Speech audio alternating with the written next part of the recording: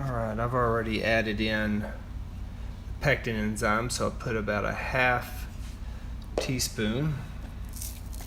And I added in the yeast nutrient, put in a teaspoon of that. Put 1 crushed Camden tablet to kill off any existing yeast.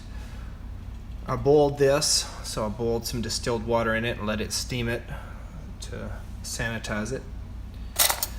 And then I'm going to add in the sugar, but I'll do that last. I'm going to go ahead and add in the juice. Now, these have a lot of acidity to it, so you've got to dilute it.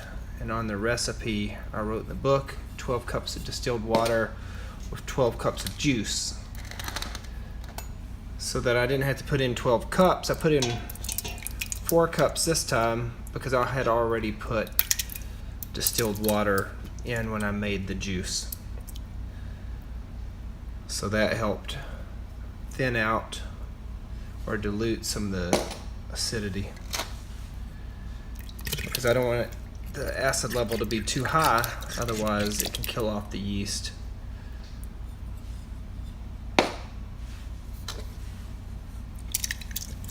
And this time I'm not using a nylon straining bag.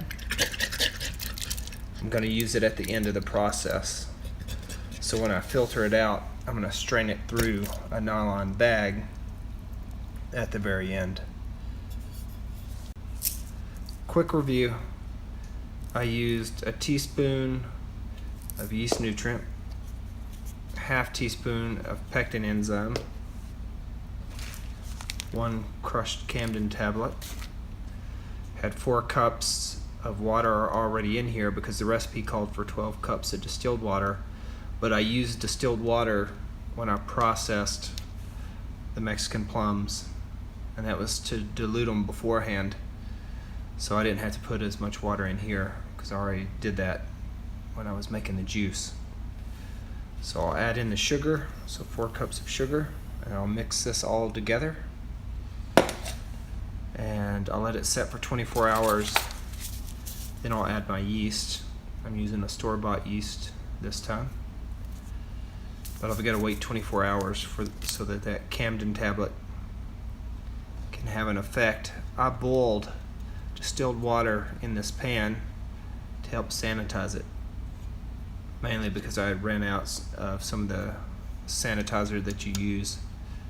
So boiling water in here will help sanitize everything, and it works just as good, and it's cheaper.